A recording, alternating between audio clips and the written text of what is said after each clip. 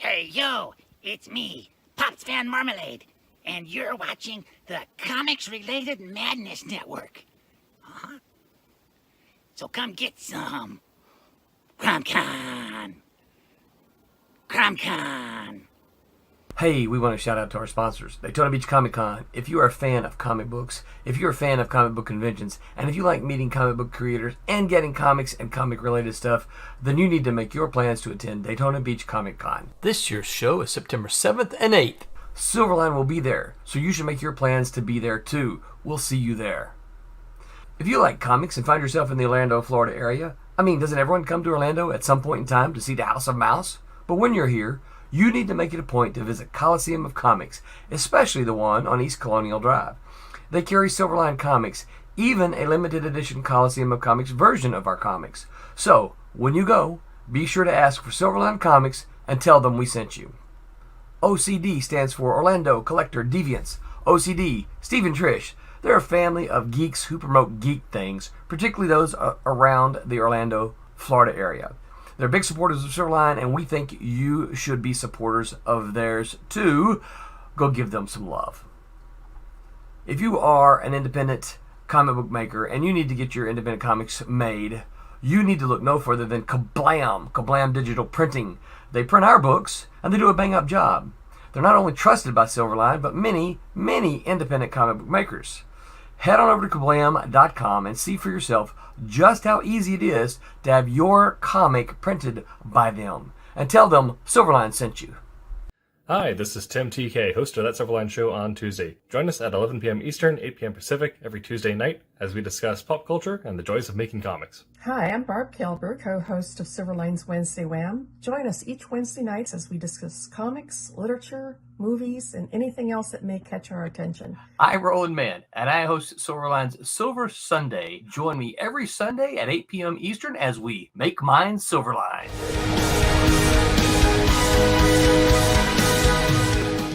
Hello, Internet. Welcome to That Silverline Show on Tuesday. Yes, it just came in at the nick of time. You absolutely did. Aaron joined us right as the intro is rolling, so we got to get going. You would be all by yourself tonight. I think did Jose say he was showing up, or he might. He got up at 5 a.m. this morning, and it's going to be super late for him. So we'll see. But so he's probably home sleeping. Probably sleeping on comics jobs. Exactly. Mackenzie is also sleeping because she's got that surgery super early. So no excuses. All right, but Buenos Aires to you, Vic, and happy. I've heard in the nerd communities we called it a self-love day because let's be honest, we don't have partners here. Sorry, Vic. Good evening, comic nerds. Yes. And yeah, Aaron is here. See, Vic. But, you can't escape me. I haunt your dreams. Yep. Tonight we'll be talking about panel layouts for comics. Oh, yeah. And the joy of that. So that's what we'll get into, but we didn't get a chance to catch up before the show, as we sometimes do. So since it's just the two of us, Aaron, you were here at the beginning. We just started. Yeah, you are here at the beginning. Yes. But Aaron, what have you been up to recently?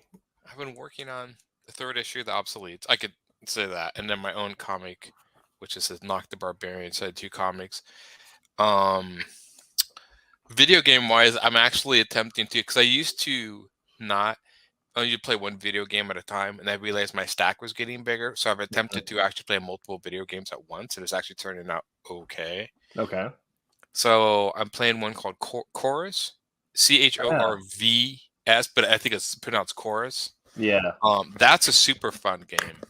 And then I think I have like Estirago, Curse of the Stars, some indie game, Cyberpunk 2077, which is fun, and then old Ratchet and Clank games on PlayStation 3. Are you doing just a main mission run of Cyberpunk, or are you doing a bunch of side missions? I'm doing a side mission. So I got through the main intro, and I'm just picking at the side missions. And I think the last one I did was helping like a Buddhist monk. So I'm like really in the game. Yeah. Yeah. So There's a lot of really fun world building, but those side missions, like, and once you go down that path, you realize you're like, oh, I'm 100 hours in. Yeah, and so I'm playing. I knew, like, when I looked at Cyberpunk, I'm like, it's gonna be a long game to finish. And so I'm gonna play other games where I do this, because if not, I will never, like, because I've done that where, like, oh, I'm just gonna stick to Cyberpunk, and then because I don't have a lot of time to play games sometimes, like at those few months or whatever, I'm playing it, like everything else starts coming out I want, Mm-hmm. and then I'm like, okay, I'm gonna start playing it in sequence or whatever, Yeah. playing multiple ones at once. So yeah, turn okay. Movies I haven't really watched. I've been watching, strange enough, a lot of TV shows about cults. I don't know. Went down that rabbit hole, so I'm watching documentaries on different cults or whatever. Still watching my Robotech series. I'm always seem to be watching that. The thing is super long. I've seen it before, multiple times. And then I'm watching Dota, the Dragons Blood. I need to watch Dota still, but yeah. I realized that last year they put the original Robotech on Crunchyroll, so I started rewatching that. Yeah. It's funny. So yes, they actually did. It actually, at least on my version of PlayStation 5, it has not broken yet. Now that Vic has said that, my PlayStation tries to start smoking in the background here and stuff. So yes. Yeah, I'm playing it on PC, and with the updates, it's been running really well. And I'm doing all right, Tommy. How are you doing? Yeah, we're doing. We're actually on a date, Tommy. I mean, yes, it's internet date. Yeah, exactly. Not really doing anything today. My next date is actually going to be this weekend, going to see Ant-Man. Kind of avoided Valentine's Day. Oh, what? Did Ant-Man come out today, or is it Friday? I think Thursday. Oh, okay, yeah. Yeah, The Thursday at midnight, so Friday. This is but the fourth one, right? For Ant-Man? Yeah, or is this the third one? This is the second Ant-Man. No, this is the third Ant-Man. Yeah, this is Ant-Man, Ant-Man the Wasp, and then this is Ant-Man and the Quantum something. I thought that was... Okay, so this is the one. Yeah, but he also had a lot of stuff in Civil War and some of the stuff. So it kind of felt like the fourth one, but it's actually just the third one for him, I think. Okay, so Thor was the one that's had 4 movies out. Yes, because okay. killing. Yeah, I mean, if you're into it, the wait between it, especially since they took so much time just to focus on TV shows. If you're following the MCU series, it's kind of like, man, I haven't done my thing in a while. Yeah, because I've watched WandaVision, and I haven't watched any of the other TV shows. I've heard they're hit or miss. The thing is, not against it, it's just it gets watching. It's like usually I'm drawing when I watch TV, and a lot of action shows. If there's action on screen and I'm drawing, I'm constantly rewinding to figure out what I missed, and it gets so boring. I watch stuff I listen to. So I still think that they should have gone with the classic the Ant-Man theory, in that he would crawl up Thanos' butt and then expand once he got inside. Didn't he do that with somebody's nose at one time too? I think so. I know they just did that in The Boys, where they called up somebody, another guy's, and then yeah. It's like, okay, wow. That was the start of a season 2. That was he just got right in there. Yeah, they don't even mess around. Is it? I thought no. So season 3 is coming. I think it was the start. I believe it might have been the start of season 3. Yeah, I think there's 3 seasons of The Boys out. Right? Yeah, I think that was like how they started season 3. It was like, all right, we're inside a guy's junk. I know. Yeah. So there's a few. I've been wanting to watch some of the fantasy, and I want to start watching the DC animated movies on HBO Max. Mm-hmm. I've seen Justice League War and Justice League Atlantis multiple times, so I know what happens there. So I'm watching Son of Batman. So kind of movies, yeah. To draw with, that's true. Yeah. They just put the Thanos theory. Yes, it was underrated. They just put the second Raid movie on one of the Netflix or something. Yeah, the Raid movies are great, and the second one was awesome. I need to start watching Last of Us. I haven't got HBO set up. I had it for a while, and then I The switched problem over. is oh, go ahead. And I switched it over to like subscribe to like other streaming services, and now I'm still watching stuff on those. So I don't want to switch over and get HBO again until. The problem is I played the game years ago, and I thought about watching the show, but if they're staying as close to the story as possible, I'm like, well, I've already seen it. Right, but I don't know. I mean, maybe it's different. I mean, I know the Yeah. ending. yeah, I If they believe stick to it. I think I don't know if they're going to use the same ending, but I know that they had said they're being really faithful to the game. Yeah. But also, I mean, it's Pedro Pascal, so you gotta watch it for him. Gods and Monsters is that the one that's set in like World War II? Justice League Gods and Monsters. I think that there was one that was like set in World War II or something like really cool. It's on my list to watch. Mhm. I own a lot of I used to just buy just the Justice League animated movies. So now I'm going back with HBO Max since I can stream the little Batman and other ones in between. Yeah. And they're so loosely connected. Well, they get more connected later on. At the beginning, they're very loosely connected, and then they get more interconnected as the movies go on. So playing the same team. Yeah, Pedro. Yeah, he's really good at playing a specific type of person, but I never played the second game, but considering what they did to the storyline, I wasn't really interested. I heard enough like little what they did in the second game. I'm like, nah. I didn't want to do that. Batman's a vampire. Okay, Gods and Monsters. I'll have to look it up then. I think that sounds really familiar. Like I've seen that. There's like 25, 30 Batman anime. I'm going through, but I'm trying to like fit the anime. I actually have that on I think DVD or Blu-ray. And I started watching it and then I got interrupted or whatever. I'm trying to like I'm like right now my goal is to finish Robotech and to finish Dota and then move on to those because I always get sidetracked and then I go like, oh, what was that other series I was watching? So I'm trying to finish series before I get sidetracked to something else. No, I mean, yeah, that's true. Pedro Pascal. Care for special kid. Yeah. Oh, he's talking about the Mandalorian. Yeah. It's I don't know. I didn't really see. I don't really think the cast members match the game that much, but I don't know. Like I said, I played the game. The game was really well done. I've thought about watching it, but I may just wait till it's all out. That's kind of like the problem with some of these shows that are based off stuff that I've like games or comics. Is like, well, if you're being really faithful, it's like when I saw the Sin City movie, like I'd read those Sin City comics to death. Like I knew that movie inside and out before I even saw the first one. I know exactly what's gonna happen. It was super fun, and I still liked the movie. It was just kind of like, okay. Nice. Yeah, I don't know. I watched The Last of Us. I know in the game they have not explained where the fungus viral thing comes from. I don't think they did. Maybe in the second one they did. I believe. Well, I think they just kind of covered it in that flash at the beginning, but it's the I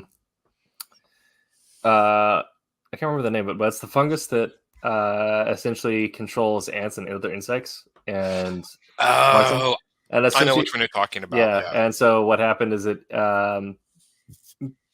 so that fungus is actually it's full, as far as we know, it'd be fully capable of spreading to humans and actually infecting us. The only reason it doesn't is because our body temp is too high for it to actually. Yeah, they said if that one part of it were to evolve, we would actually have a zombie epidemic. We can only hope. Right. Yeah, and have one more physically. Yeah.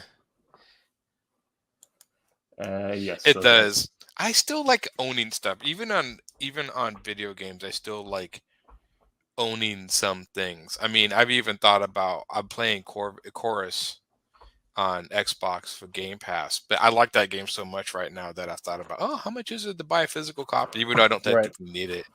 I don't know, because I just assume I won't have Game Pass forever and stuff. Right. Game Pass is great though. Yeah. Did you ever play Chorus yet, the spaceship one? Not yet.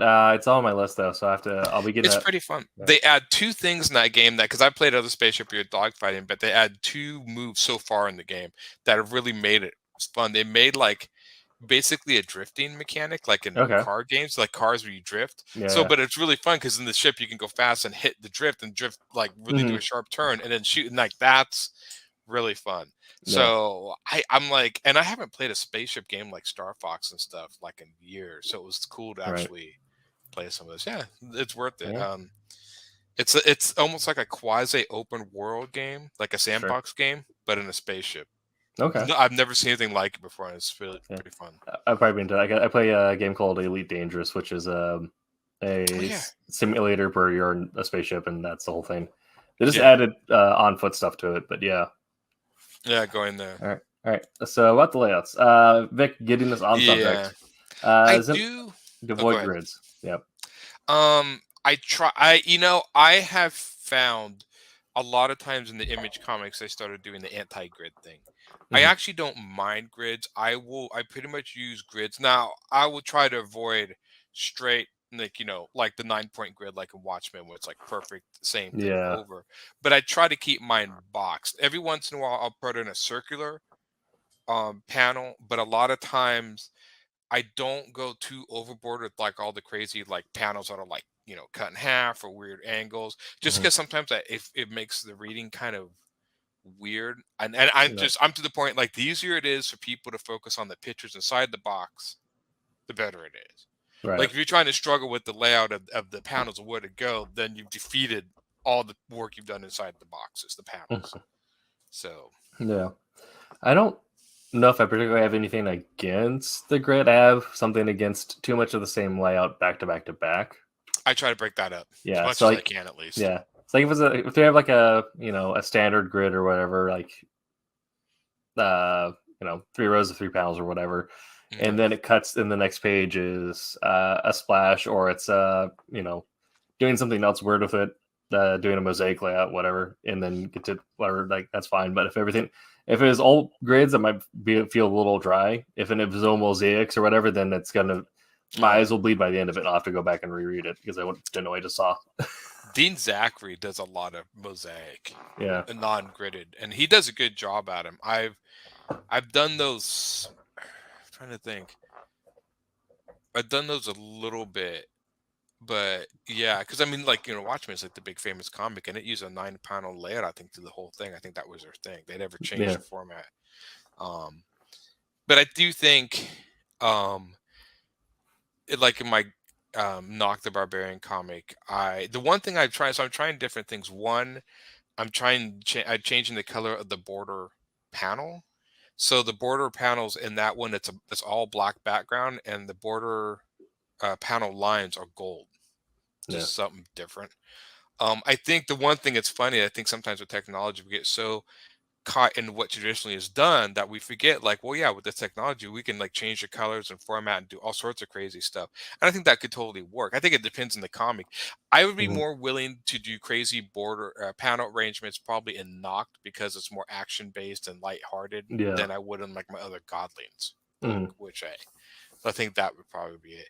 And maybe I get lazy. I always think of just like I'm always thinking of what is the establishing shot of the page, the panel that's the biggest, and all the other stuff goes in between. Yeah. I think having a grid layout does lend itself to either your traditional talking scenes or something where it's not a whole lot of action at the moment because you want Yeah. to clearly establish who's talking, where they are, what's happening at that point. Do that, yeah. But when you're getting something that has a lot of action, where you can in a comic you can try to convey every emotion in a fight, but it will get boring at a point. But to convey the emotion that's Right. happening with a lot of like interesting takes on the layout. I mean, I always think it's cool when people do, and I think I have done this before, but I have to double check, where they break the panel, like if somebody punches somebody and the panel border is breaking. Yes. Yeah. I think that sometimes can be a really cool effect. And I think people have done some really cool effects with the border panel, the line, like doing it jagged or curvature Mhm. or whatever to make like dream sequences or make it Yeah. jagged if you're fighting, that stuff. And then of course, do judge when you need to put a like an actual panel in there, like the line panel, or just leave it blank. Mhm. You kind of I mix those up too. Yeah. Yeah. I think using different takes on layouts to convey a fight scene so you get the impact of it because it's But also when you're doing something that's very like cerebral or psychological, like I'll go back to again to the stained glass panel idea where essentially the page was a stained glass window, but each section of it was essentially a panel, and there was the person just like putting together the pieces of this mystery. Okay, yeah, see, Or that's cool. yeah, so where like your moment where you cut away from the grid and use the layout itself as another element of the storytelling. Yeah. Yeah, I actually did the panel layout in my Goblins book. There was a scene early on in the panel where it was a 9 grid, Mm-hmm. the basic thing, but it was these two people arguing, and in the middle is like this guard who's getting irritated because the guy's arguing with one of like this representative of the king, so Mhm. he's arguing with authority, so he has these guards.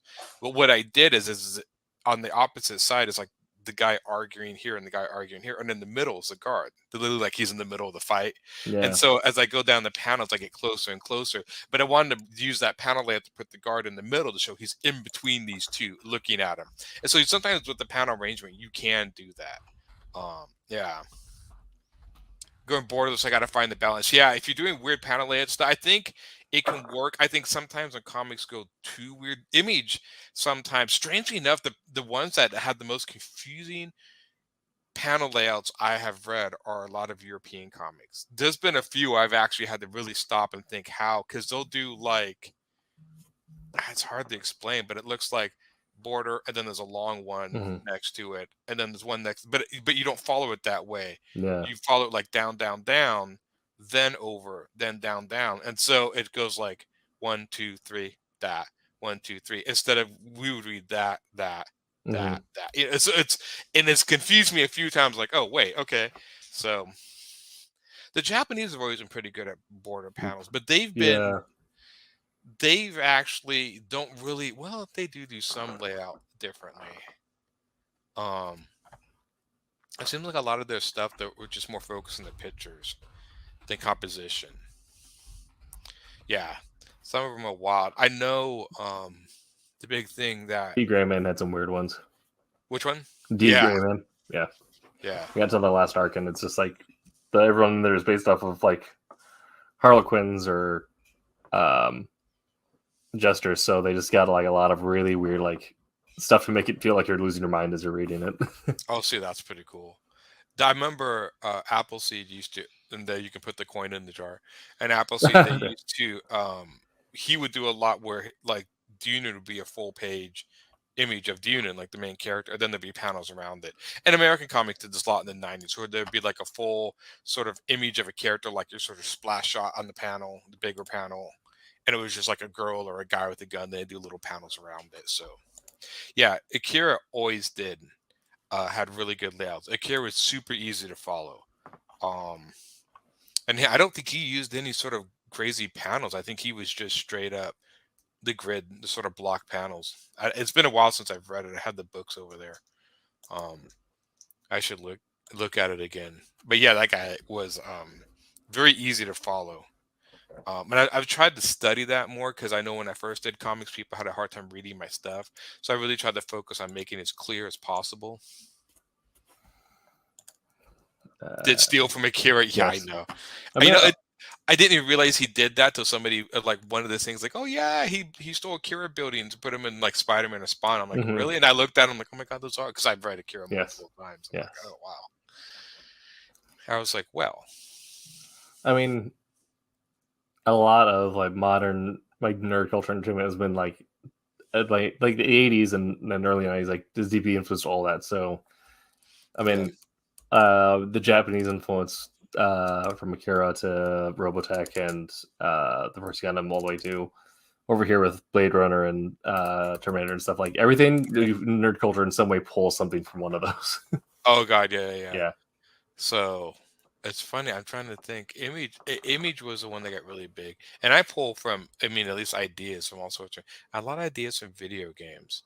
I always thought. I will admit, I did like the Angry Hulk movie. I liked how he used comic book panels to do transitions to scenes. I would love to see another comic book movie do that. And if I'm not mistaken, I think didn't Scott Pilgrim movie do that a little bit? A little bit. Yeah.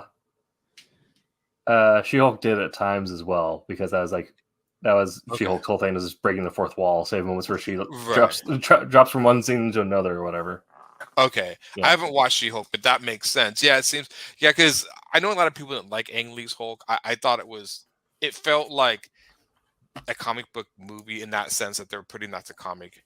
Yeah, Yeah. Savage Dragon's Out's a crazy always word to me. Yeah. Yes, he said what, like issue 300 or something. I don't know. I can't remember. But yeah, he's always but I think he does crazy layouts and stuff too. No. Yeah. All right. Well, I also have some more questions here. Um. No. Okay. Just no. Yes. I heard kind of over some of these naturally, which is kind of dope.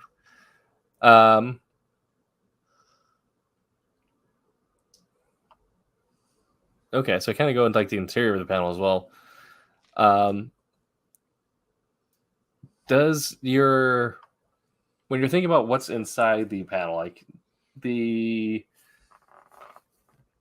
color lighting or composition behind it, does that influence your decision, like what do you think the panel around it should look like, or vice versa? Do you you have a layout for one page and you're like, well, I'm not going to put this in here because the composition would look wacky within this tight of a space or something like that?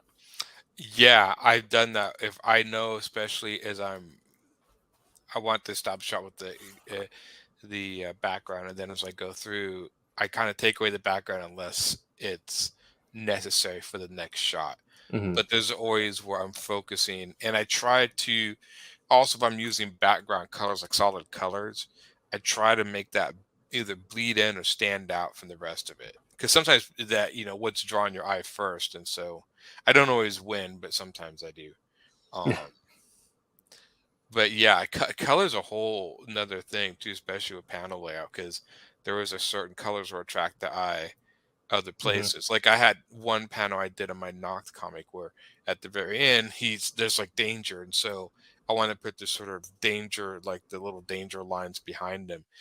But I colored his panel orange in the back, like reddish orange, because I wanted that sort of that instills danger or something, red or Right. reddish orange.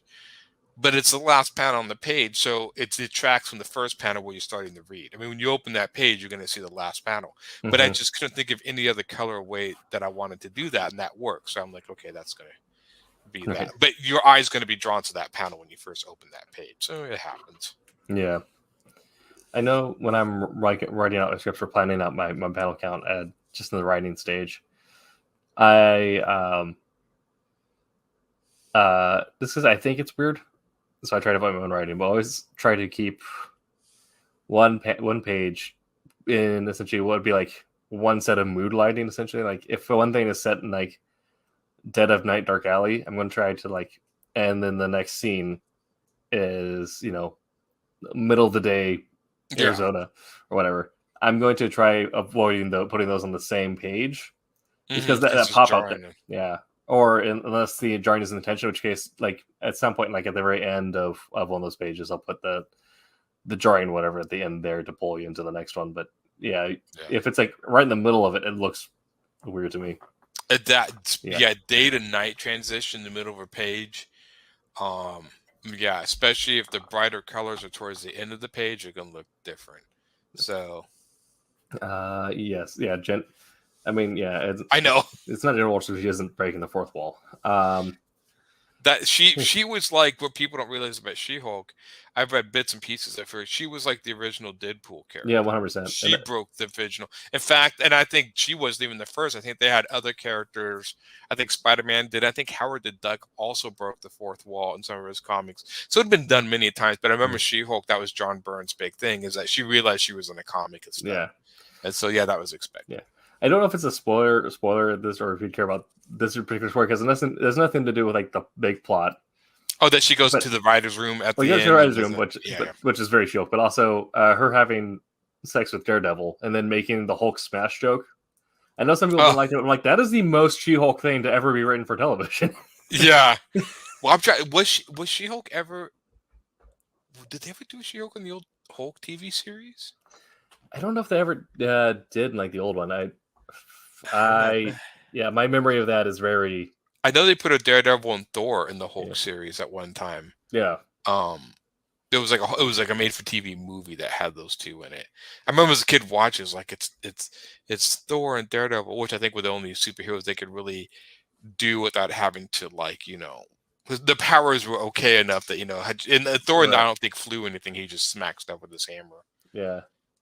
And the cartoon, yes. Yeah, yeah. I know in the cartoon she was. Um, Okay, getting back on subject. As a writer, do you ever send layouts to your artists? Usually, if only if I get asked for it, or only if it's like very important for what I'm trying to convey. But usually, I try to approach everything as a co-create or collaborative experience. yeah, Because I want to have the artist have that much ownership over it, where they feel like they're not just doing someone else's busy work, like they're actually creating something themselves. So Right. I'll also always pose that conversation with them, like, we're in my description for the page of like, I was kind of thinking this. Do you get what I'm saying? Would you like me to send my own layout, or would you like to send me your idea for a layout for this? And usually they'll send me their idea, and it's always what I pick, because if we're on the same page with it, it's always it does not Yeah. need it or whatever. yeah. But I do that. I would. It's hands under immediately. Yeah. I mean, it's yeah. If it was something where, like, if we're doing something for like a chain book or whatever, like if we're working for a bigger publisher and neither of us have control over the IP, it might be like a thing where, like, all right, well, I know this person is working on this 3 issues down the Yeah. line, so we have to do it this way. So I'll send them like what I think needs to be done in order for the other thing that they're working on in a different office for, like, an event or whatever. But yeah, everything is very collaborative. So I'm always like, they think this would be cool. What do you think? And then they'll send me something back. I'm like, yes, do that. Absolutely. Which is what he'll say if we ever collaborate on something. He'll be, Yeah. it goes one way. What was it? It's like God to me to Tim. Yeah. That's how it goes. Yeah. No, I mostly I do layouts and stuff myself. Doing that to me, not naming names, it's your own fault. Doing that. Yeah, it's funny. I actually, from a personally, I wouldn't mind getting layouts from a writer, because it actually takes part of my job away from me. Yeah. That way, I'm not interpreting your script. That, if you guys want to do layouts for me, like, yeah, sure, just send me what you want to draw. I don't care. Yeah. That's also the thing, is like, if you're having a good relationship with your artist and you talk with them, like, understand where they are in terms of like time crunch. We're like I'm Yeah. getting these through. Like, I'm just really busy right now. I'm like, how much of this do you need me to cover? Yeah, like getting down to just just get it done.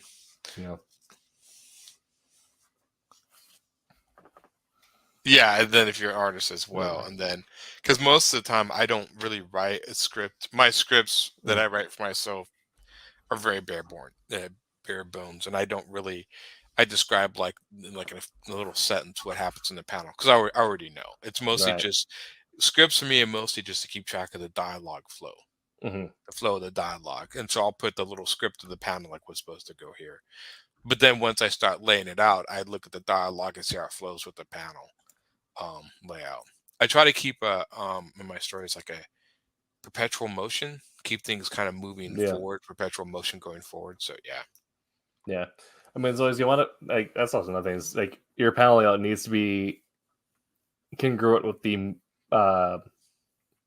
tempo that you set for your storyline. So if it's a fast-paced action comic, you're gonna be doing probably fewer but more flashy, or even like angled in such a way that the panel layout helps the reader get through it at the tempo which the story is going.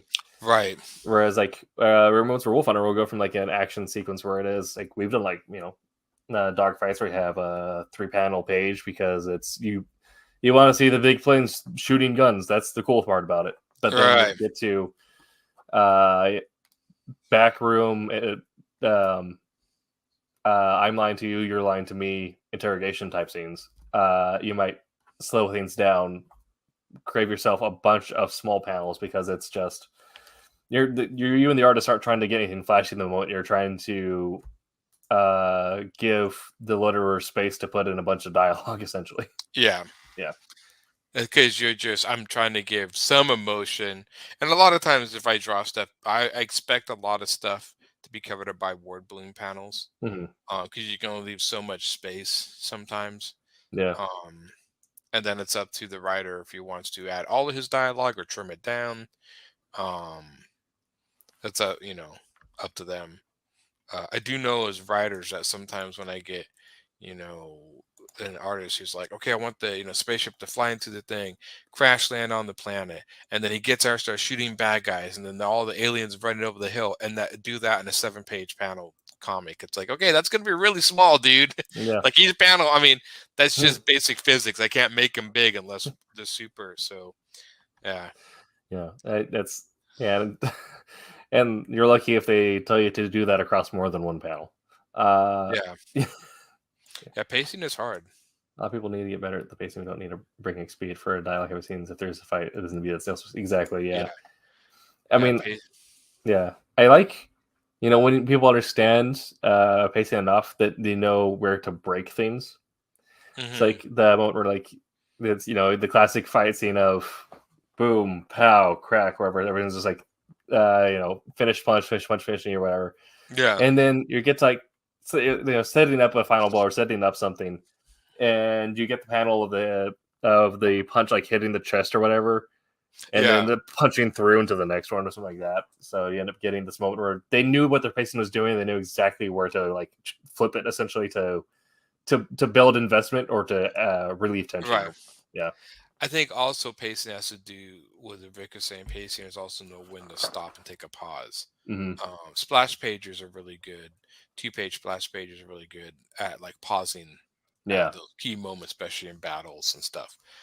But yeah, a lot of people, and I think I would much rather see with dialogue more spaced out than having somebody speak like 3 sentences in one panel. Yeah. Like just it, because you just and also study how people speak. I know a lot of people, especially in comics, when they have characters talk or write complete sentences, which you should write complete sentences, but sometimes not how people talk. Yeah, Eastman had incredible pacing, especially in a lot of the old Ninja Turtles. But just space out your dialogue. You don't need to. People put info dumps on like a few pages, and I've read a lot. I just read a comic the other day that the comic was more telling than showing, and that's something that I see a lot in comics. Just show me what's going to happen. I mean, I think the first part of the comic, I see this a lot happen in fantasy comics more than anything, because maybe I read those, where they spend the first few pages like, this empire is going for this pyre with this, and then this, and they explain all these words, and like, I don't know I don't care about any of that. What is this about? So yeah. I mean, it's like recently, like there have been 2 examples of characters that have like had really natural dialogue that has fit really well the panel, and has done a lot to make the quality of the entire book just really stand out to me. Yeah, I liked Tom Taylor's Young Superman, because the kid just figured out how to be Superman. So you have moments where he gets somewhere, pats himself, and is like, well, crap. And like, most natural dialogue you could have is like a teenage kid. The other one is Black Tom Cassidy in X-Force. Like, he's just kind of a weird character. Hello, Ryan, dude. It has been very contradictory tonight. We'll find something. Yeah. But Black Tom, he's speaking in third person. But then also somehow he managed to get a like weird Louisiana mixed with Irish accent into like written words. I don't know how they managed to do it, but you hear it when you're reading it. But just having this guy who's saying like, Black Tom listens to the veg. Sleepy. Yeah. It's so well written. It's funny. There's I've been reading a comic called Vamp Blade. Finished up the series. He was one of these guys that his stories were such breakneck pace, but it actually worked in the Yeah. context. I think it had to do with the humor and the sort of the slapstick sort of nature of the story, but the breakneck. I mean, there's always something random happening, but it was fun. It was well done, and it kept me reading really fast, which I like. I usually like comics. You know, if I'm reading, I want to keep flipping that page fast. Yeah. I've never been a big fan of comics that have like 1,000,000,001 words. Yeah. I'm like, yeah, I just know usually most of the time they're telling me all this stuff, and like, you could just show that. You don't need to Yeah. tell me. The only time that I personally do the longer words on what I think is useful is when you're telling the noir story and you're at the moment where like you get that classic like the guy puts everything together. Yeah, But even then, that's mostly because it's been a trope that everyone's been used to for so long that having. But when it gets really what is when you combine that with good visuals, when you give the artist room to like do the same thing, and then you also have the guy putting it together in his head. When you combine the right. two, that's what really stands out in the comic. They did a really good job at that in the Sherlock TV series when they would show Yes. how he's deducing. They would focus in on things or whatever, and you Yeah. could actually do that in comics really well. Oh, I mean, 100%. yeah. I always thought that was. I was never good at writing mysteries. I don't know. Mm, I always because you there. I think to me maybe because I don't write them, but I always felt there was a technique to writing an effective mystery because you yeah. don't want to give too enough away, but you want to give Yeah. enough away so it is a Yeah. balance. So I've never been You can super always good at it. you can always find ways to cheat it, and I find the more I study writing, the more I realize that all mystery is just cheating. It's like with Wolf Hunter, that spoilers for issue 2, which good news, issue 2 is actually getting close to mostly illustrated. We got an artist for it, but uh, the idea for something a scene like that where a bunch of people is trapped in places, you can write a lot of dialogue. Everyone's going to be talking to each other, and all the pieces are in place. There's Yeah. pieces for the wrong puzzles. The idea is that everyone is lying, or everyone is trying to keep a different mystery. But so the mystery this guy's looking at is what everyone else has no like affiliation to. So he's just given a bunch of information for puzzles that he's not actually looking at. Okay. Yeah, Yeah. comics just finding ways to cheat. It is. 100%. Yeah. It's definitely a balance between the pictures and the words. I remember still my favorite comic was that just broke. That was done by Dark Horse. It was the second Dark Empire comic, the Star Wars Dark Empire. Yes. Yeah. And I remember even panels like they would show Princess Leia and Han Solo running down a hallway, and literally at the top in a caption would say God. Princess Leia and Solo runs down a hallway. Like I'm like, is this some sort of weird? That's why I started noticing. I remember that comic. It's been years, so maybe I'm thinking too much. Maybe that's not what really happened. But I remember reading that, going like, this thing just seems to repeat itself. Like, oh, That's why I time. can't go back and reread like Claremont X-Men because man, that was every issue. Well, he would just go Mhm. like Storm would be, doing a wind or snow, and in her head she'd be like, "Well, if I can crystallize this and that and to do that," and Mhm. I'm like, "Okay, I understand what you're trying to say, but just show me." She Yeah. freezes stuff, got it. Yes. So Yeah. I'll say what I thought was really good was kind of going on was Neil Gaiman's Sandman. mm, Fast-paced panels with not a whole lot of dialogue, but just a lot of visual too. The cutting from that to all the dialogue, smaller panels, as Morbius is like, by the way, mortals, here's what you've missed. Yeah. man, name New creator here, wondering what your thoughts on more good paneling. I have some very edgy Anglo Orthodox paneling. Wonder if this is something to replicate. I mean, if that's the type Yeah. of story that you're telling, or if that's your voice, then The know. best thing I would do Yeah. is I would just take a layout or do a page and just have somebody read your pages, Mhm. not even with the dialogue. Just say, can you follow this train of sequence? I mean, Yeah. can you figure out what has happened? I have, and strangely enough, try to get non-comic readers to follow it, because if you can get Mhm. somebody who doesn't read comics to follow it, then you're pretty much safe with comic book readers, because it is a language. And I've had people who don't read comics can't figure out what's going on. So if Yeah. your layout is enough that most people who don't read comics can generally figure out what's going on, then I think you're pretty safe. Yeah. Yeah. Yeah, I mean that's yeah. And I mean if you're looking for like a specific styling, I mean all art is borrowing and stealing what we've seen before. You're never going to 100% perfectly copy something, but if you're like, I really like how this looks, I'm gonna always focus on Yeah. doing your own take on something.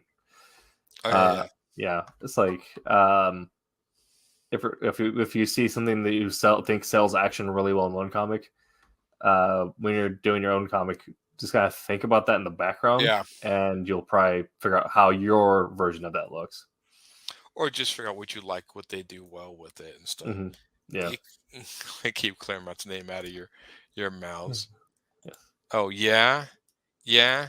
Well, John Byrne was better. There, now I've started. Now it's a flame war. Right. With non-comic readers with no words, and it has been successful. Then I would say yes. If it's been successful that way, then I wouldn't worry about it. Yeah. I've learned that when I make comics, a lot of the stuff that I feel could be a problem and people figuring it out usually never is a problem. And the stuff that I thought was clear as day, people can't figure out. And I've had this happen multiple times. So sometimes it just becomes a crapshoot. And you're always gonna have somebody who's gonna look at your comic like, I don't get it. And so just understand that's almost a guarantee. Yeah. I don't understand what's going on. And so that's when you take that comic away and slap them upside the head. What are you thinking? And give it to somebody who reads comics. Not just, but yeah, I've had people not, and I was like, I thought this was clear as day, and they just don't get it. Yeah. I'm the weird edgy kid. I like Brubaker's X-Men. Oh yeah. Yeah. Yeah, there was Chris Bacalo is is a really good artist, but there's been a few comic layouts, and there's been a few panels of some of his comics that to this day have no idea what he drew. Not a clue. Don't get it. And I even have a hard time. I love his art, but even I have a sometimes hard time following his stuff. And it's just weird panel layout. So. Like Martin has a lot of influence from Dean because I have a bunch of ferret ads in my old Protectors comics. You influenced from Dean? I just quit while you're ahead. That guy, Dean can't draw. He's been faking it for years. Stealing my stuff is what he's been doing. I mean that's what you gotta do. Those you don't fake it till you make it. You just keep on faking it until you fake it better than everyone else. Essentially, yeah. No one knows what they're doing.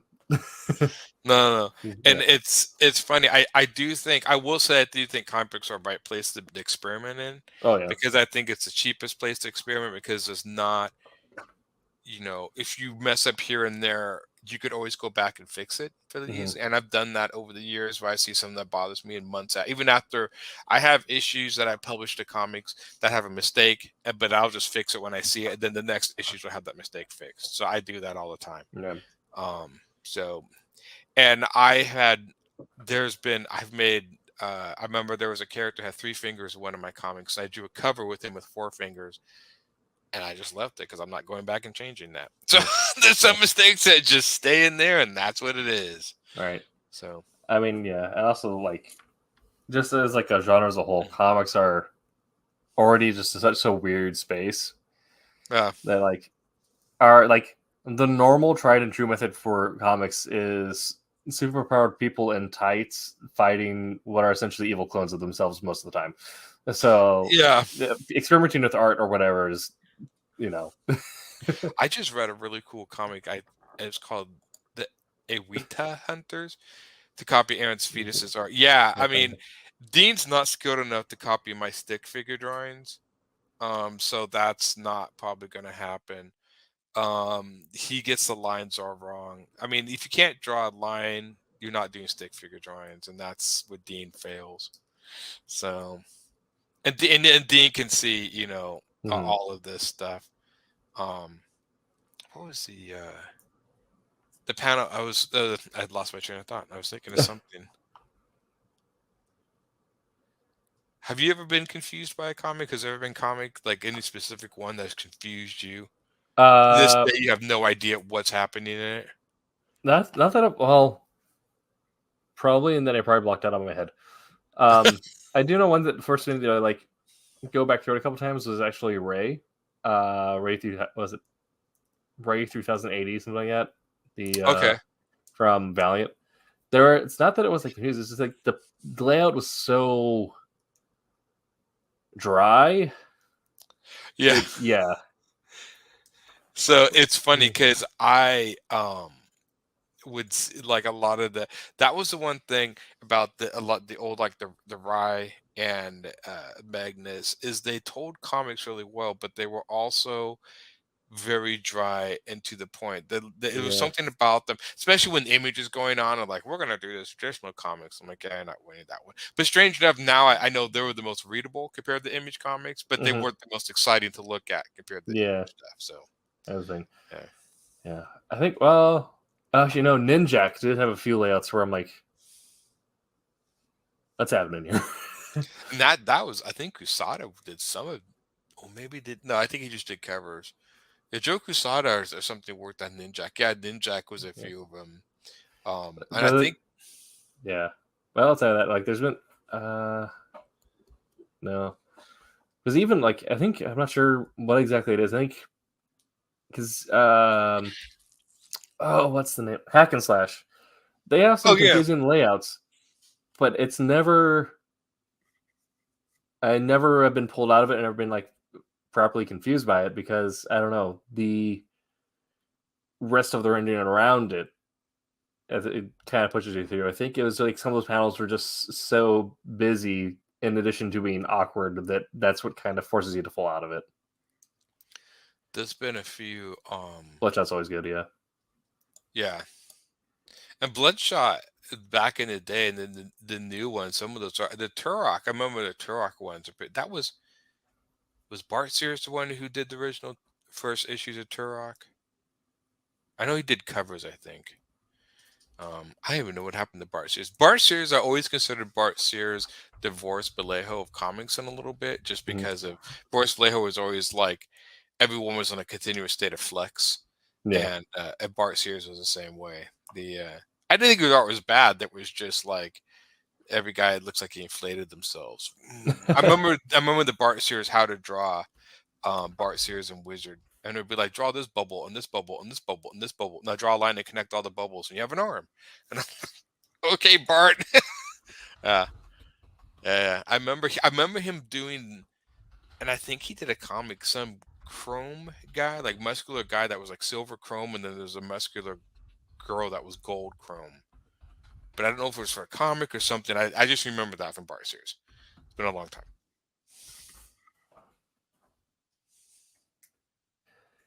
Okay.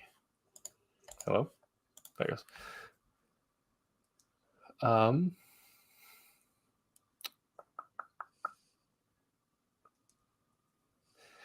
I think we actually all hit all the questions I had pre-planned, just kind of naturally talking over stuff. And that's, Yeah. it's funny. I think Vic's right. It was Brute and Babe. That was it. That was it. Mhm. And it was a comic series, right? I think it was like yeah, I do remember that. Okay. Yeah. Nice. And that was just, and it was funny because Bart Sears was so into drawing muscles that everybody was naked to a degree because the muscles were the clothing. Like, did he? No, that was not Bart Sears who did Prime for the Ultraverse. That was it wasn't Bart Sears. It was somebody else. I can't remember. I want to say Norm Brayfogle, but I don't think that's it either. No, only one. So not. It was only one. Okay, so it was only one. I knew Bart Sears was like one of the slower artists. Like he wasn't like he would put him on an issue or whatever. Then it would take a while for him to do another issue. So yeah, trying to think of No. panels. Any other panel related questions? If anyone in the chat has any other things that are related to panels or been over all my stuff. Yeah, well done with Tim's nonsense. Yeah. I don't know. Well, I know we have a Kickstarter going for the Fire Rush and Cape Town. Yeah, we need to double check on that while we're here. I'm not sure if we made goal or not. I know I am working. The second issue of Obsoletes is penciled and being inked, and I'm like about halfway through the third issue of penciling it. So the Obsolete series will be done. Prime number 1. Okay, it was Norm Brayford. All right. I thought it was. I remember he doing really good Batman stuff. I like Norm Brayford. Didn't he do the Batman Vampire one? I think that was Norm Brayford. Maybe that was somebody else. Like the Red Rain. I know Norm Brayfogle did one. I think it was called it was the one about a demon. It was a Vietnam guy turned into a demon. What was the name of that comic? It was actually pretty decent. He had like 2-3 series that was independent. Now I can't think of the name of the comic. But it was a guy in Vietnam, and then he inherited the ability to turn into a demon, and it was part of another like universe of comics. And I have them all. I actually read them a while ago, and they still hold up. Still Nice. pretty good. Yeah. So our current Kickstarter here. We are currently... Yeah, that guy's a punk. Yeah. Yeah. We're currently at 1380. And we have 11 days to go. So if you're interested in either one of these comics, you can. And Fire Rush ends that series. So that would be number 3 of Fire Rush. And then Cape Town number 1 begins the series. So it's the ending of a series and the beginning of a series. Yes. And one of these has been penciled by Aaron Humphreys. Yeah, I did some drawings on one of them. Yep. Fire Rush. Of course, I did that artwork back in the year 2000, I think. So, dang, yeah. Yeah. So it's been 23 years, 22 years. Some of that. That's... Yeah, I look at that stuff. I'm like, oh, you could definitely tell it was me, but I'm like, oh yeah. I've changed my style since then. Yeah. But that's what you should all judge me on. It's that new stuff doesn't matter. It's what you do here. And they showed some materials of Cape Town, I think, on there too, didn't they? So I believe we have. I'm not sure who there it is. I'm not sure who the exact artist on Cape Town is. Find out down here. J.W. Franklin. Okay. Yeah, I know J-Dubs. Okay. And Mike Belcher still doing lettering. Yeah. He's really good. Like his vibe is very much classic capes, so this is well suited for him. Yeah. Well, he did the same writer. Brent also wrote Kalis, which I think also started a new series, didn't it? Yeah, we're starting volume 2 on that, I believe. Yeah, don't give me anything. I don't want any of that. It should all go to the colorists. They put in the most work. Maybe the letter. I don't know. Maybe. I can't type. Give everything to the flatter. Yeah.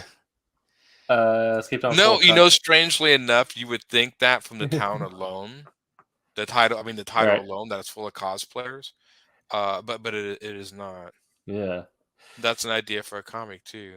Yeah, no, it's what was the tagline for it? Batman in a crappy apartment. Yeah, that actually was one of the taglines. Yeah. I could almost see the Cape Town, like a city full of cosplayers. Like everybody's cosplaying some character or another, and so the story is about the one guy who dresses normal. Right. And all the crap he has to put up with. Just reverse that. Yes. Yeah, we got that going on. Obsolete's number 3 being worked on, you believe you said. Wolfrunner number 2 being worked on. Wolfrunner is already completely written, so by the time you guys get your hands on it, I don't remember anything from already written. So, and then I've done. Did I show my Knock the Barbarian stuff on here yet? Yes. Yeah. Yeah. Look at Knock the Barbarian a little bit ago. Yeah, and so I'm working on that too. Hopefully, have that done by at least summer because I'm doing 2 comics at once, and that's fully done and colored and art by me. And that was one where I'm trying each issue's its own storyline, so you can pick up any issue and read it, and it's its own thing. Yeah, I'm trying to figure out a way to get away from the number 1s, number 2s, because people go play about number 2s, and so just make a comic, but label everything issue number 1. And yeah. Well, I've actually had people complain there's too many issue number 1, so I'm like, well, fine, then every issue is a number 1. It's its own thing. So yeah. How many issues will have? Wolfrunner has 3 actually. It's gonna be a 3. shorter Okay. one. Yep.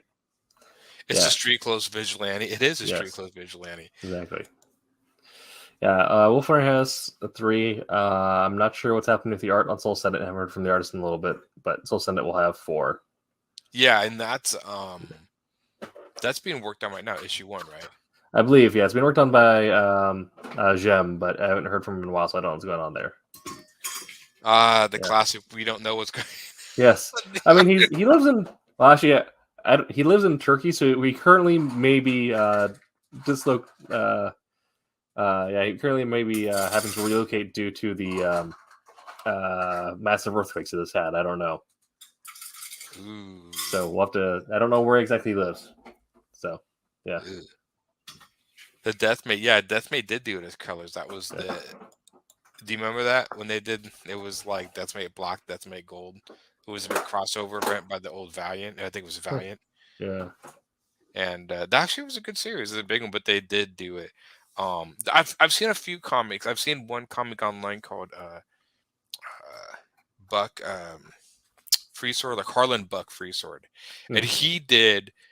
Each issue was its own story, and I have all of his comics, and the stories kind of connect. I mean, they connect here a little bit, but you can read each story as its own thing. And I'm like, that's really good. And he actually sold really well, and I wonder if he sold well because anybody could just buy whatever they wanted. Right. So I'm gonna attempt that. Yeah. So I'm a fan of interconnected storylines, but I'm a fan of refreshing them regularly. So like the idea of like we're gonna do 12 issues. And then we're going to do number 1 after that. So if you want a point to jump in, the number 1 is its own self-contained story, essentially. but you mean his name was Noct, Noct. Yes. Yeah.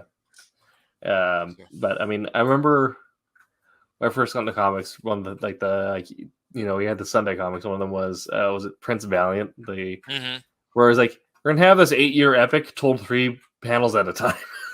Oh God, and the people won't realize is though like. Like that's the precursor to the web comics. Yeah. Updated once a week for a few panels. But man, yeah, a lot of times you'd read those and they would try to give you an update, but oh my it was God. hard to keep track of it or whatever. Yeah, I like loosely. Well, I know Usagi Yojimbo. I remember growing up reading Usagi Yojimbo and stuff like that, and always really liked how like you could just read any Usagi Yojimbo story on its own. He might meet other characters from past stories, but there was never this sort of continuing story. And I just like the idea, like all you have to know he's a wandering samurai. And there's that. Yeah, that's what I'm doing. The spooky Halloween colors, that's where I'm trying to go. So it's mixing Halloween and barbarians, which is an odd combination, but then I just like to mix weird stuff together. I mean, I'm into it. It's dope. All right. Yeah, we have been that Silverline show on Tuesday. We'll be back next week. Be sure to check out Wednesday Wham and Silver Sunday, 8 p.m. Eastern, Wednesdays and Sundays. We have a guest tomorrow night. I can't remember the name of the guest. Yeah. So I have something over here now. We actually created a calendar so I can actually see what our topics are ahead of time. Yeah. So they sent it to the wrong email. That's right. Okay. Yeah. Yeah, they're gonna have Chris Wozniak tomorrow. It looks like. Yeah. So that should be cool. Next Tuesday, we're gonna be talking about inking. So hopefully Jose can make it. Will we talk about inking next week? Yes. Back then, I actually started digitally inking. It's sad that I can usually digitally ink. I can ink stuff way faster. Strange enough, just because I'm not dipping the brush as much in the ink. You take that away, and pretty soon you're boom. So yeah. Yeah. Well, that's one of those things where like it's a second, but if you do something for a second for several hours at a time. It's funny. Speaking of Prince Valiant, he had to read Prince Valiant. When I went to the Joe Kuber school back in the day, I went for like 3 or 4 months, and I got home. I was very young, got homesick, and came home. Went to another school. But when I was there, we had, I'm trying to remember her name. There was a guy who inked all the chainmail on the Prince Valiant. I think it was Prince Valiant cartoon strip. His name was Tex. I think his name was Tex. And he was an old guy in his 70s. And what's so funny is every time he'd give us our assignment, he would just sit and sleep in front of the classroom, like just nod off in his chair and sleep as Nice. we were working. He was a really funny guy. But I remember him, he said because I know this because he complained about inking all the chainmail in the Prince Valiant comic. So if you read Prince Valiant and see all the chainmail that they had to ink, just think of poor old Tex sitting there with his brush, cursing the artist for drawing all that. Yeah. Saying that. Yeah. Jeez. All right. Well, we'll be back next week, and hopefully Jose shows up for the episode about inking, since he is An inker. an inker. He keeps telling me that. Right. Yeah. So. All right. Well, hopefully see you guys next week, and until that time, Make mine Silverline. make mine Silverline. We had an end here somewhere. We got moved. Got moved around. There we go. I'm April Hunter. Make mine Silverline. All right.